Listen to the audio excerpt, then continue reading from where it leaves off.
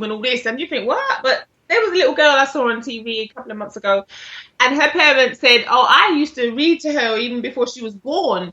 And I thought, wow, and they were constantly talking to her and reading to her from the minute she was, so small. So that's why her speech is so good. And that's why I say don't talk to kids baby talk, because that's not helping them. Talk to them as you would a normal, like a child who can talk, if that makes sense. Right. Well, I mean, that's something that you said, something that we did with both of our sons from the time that really we knew they were there. Yeah, we talked to them, and there was a constant communication with them. And there's a strange thing that my son has said, my oldest son. And I'm not sure if it was some dream that he's had or a dream state he was in. I'm not sure, but he tells us all the time one of his first recollections about his existence on this planet, he feels like, which I'm sure, I mean, he believes it, so I can't say it's not true, but he feels that he remembers when he was in his mother's womb. He feels he remembers that far back. He says he has some type of a recollection of that floaty existence that he was in. Well, you should ask him, okay, do you remember if we played you any music?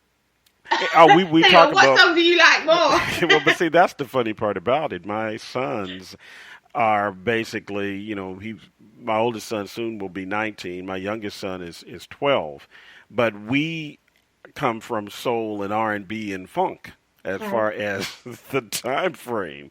And so all they heard, I'm very sure, was James Brown and old school this and soul that when they were basically in existence. I don't know, maybe sometimes it may have been at conception. I don't know, but I just maybe know. You can influence your baby's musical taste. You just start playing some stuff and just have them just jigging away in the room. So, yeah. Oh, you can. And I think, and they heard that, of course, when they were small children, too. We had them dancing to James Brown and all that. And my oldest son, he loves James Brown.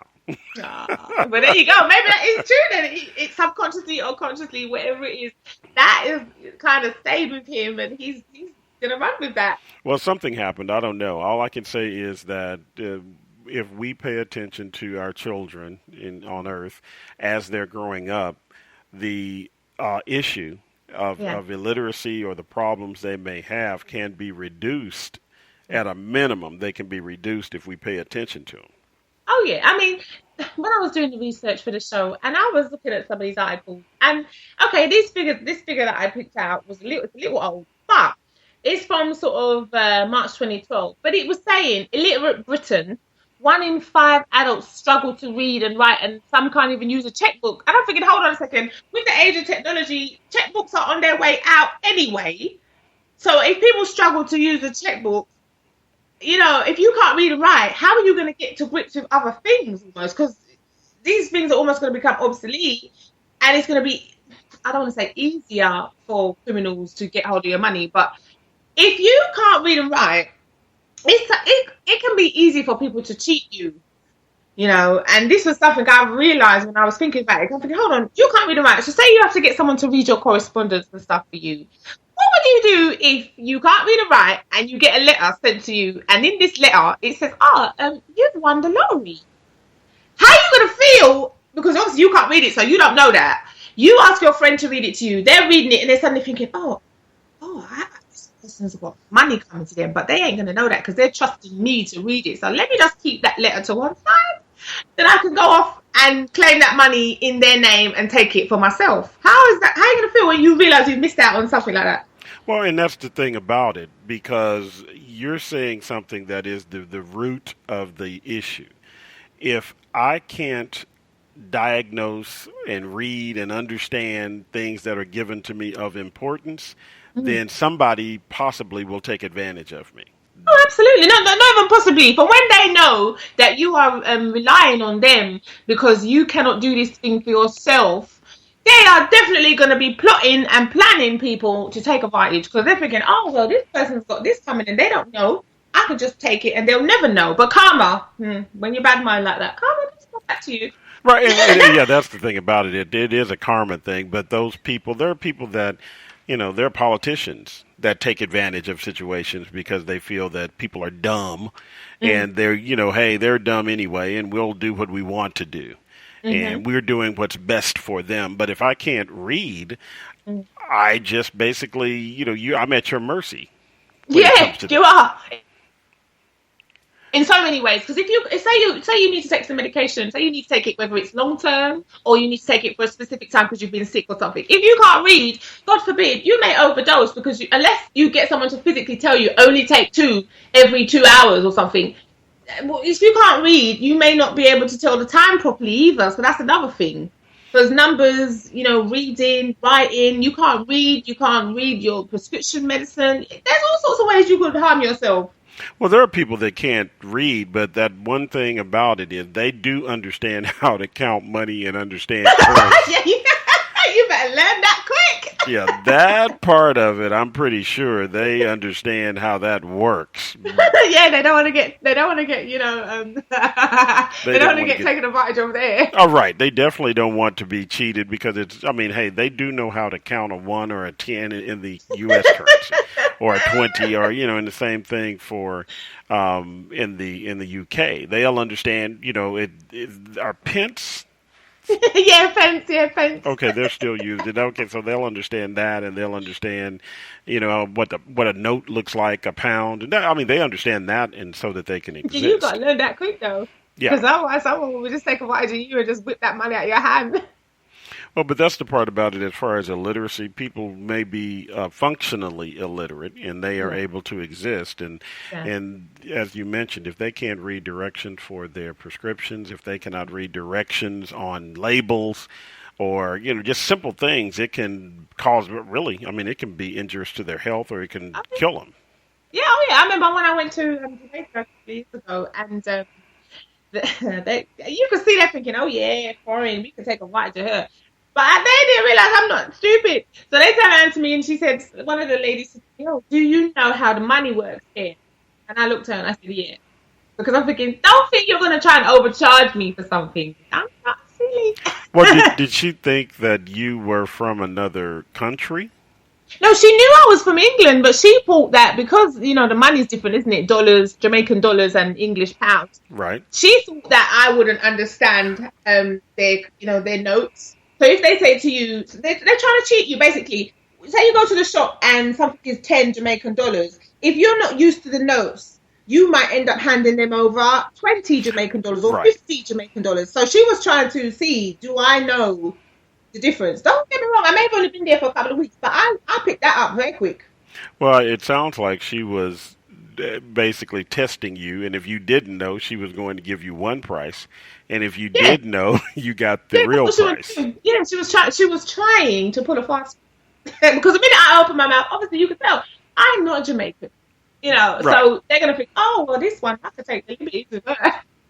Well, but that's again, if you, in a part, as far as illiteracy is concerned, if you understand where you're going and what you're trying to do, and you're able to read. Now, I may not be able to read French, but I can, basically understand English and understand, what I'm supposed to understand.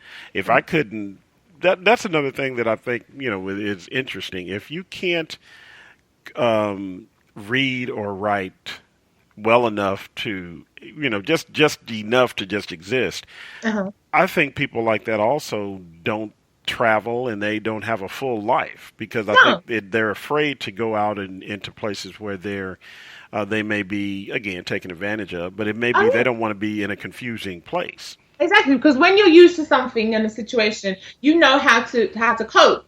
But if you take yourself off the far flung corners of the earth, you can't read. It's bad enough if you can't even read English. How are you going to cope in a foreign city with a foreign language that you can't understand? It's just too much in it to comprehend.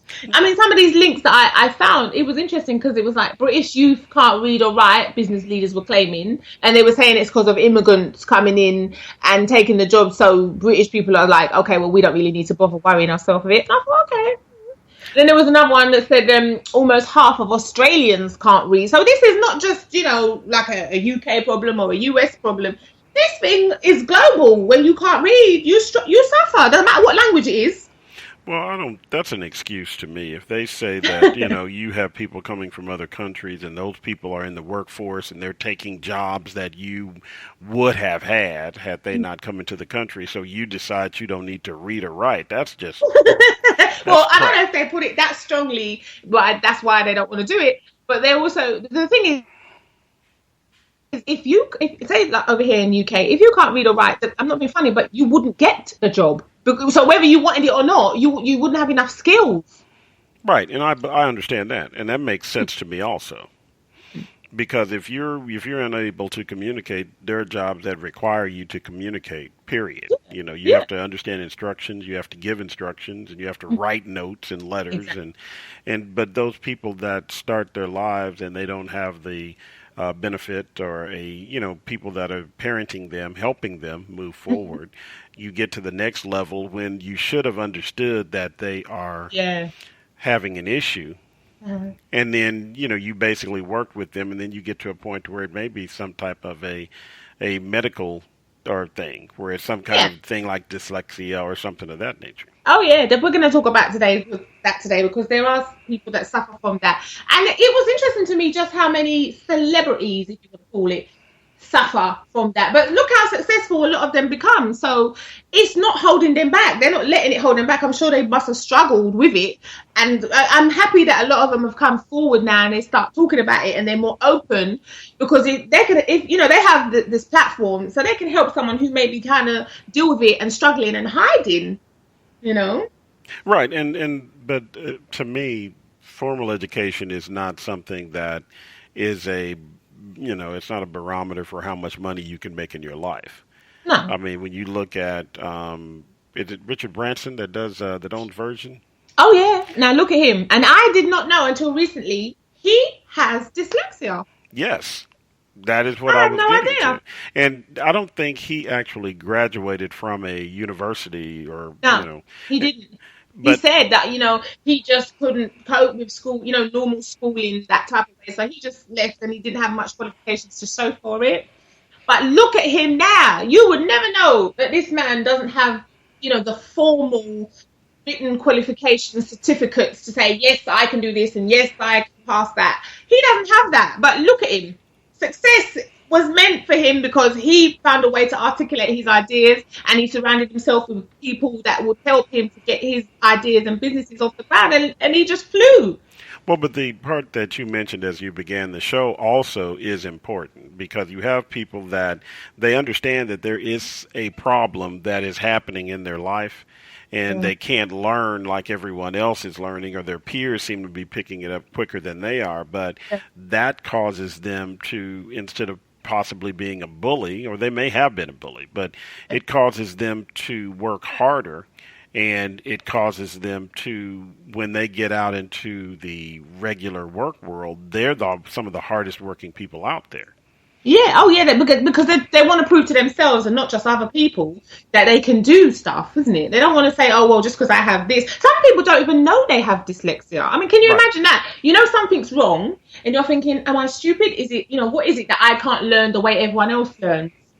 Right, You and know? that's the key thing. You can have something that is a disability, or you can have an issue as far as your learning is concerned, and as you get older you understand that you are different and you can take action to change it. You Oh yeah, still they can compensate. learn. Yeah, You can they find learn. ways to cope. It's like their coping mechanisms. They compensate. They do other things to help them get through. So it's kind of interesting how people with conditions like dyslexia find ways around their disability. I don't like to call it a disability though, because I don't find I don't want them. I don't want people who may have this or anything similar to think, oh, that means I'm never going to achieve and amount to nothing. No, please don't think that. Look at it like, okay, I've been dealt this, and I'm going to either go the formal route to help myself, or I'm going to find a way, like a coping mechanism, to be able to do what I want to do and still have this condition. Because apparently it can't be cured. But that doesn't mean you can't be successful. Look at Richard Branson. Anyone wants to know a successful person who may not have had a formal education? He is one. Look at him. We all know Richard Branson. We've heard of him. and there's a few others I want to mention in the show. We are going to have to take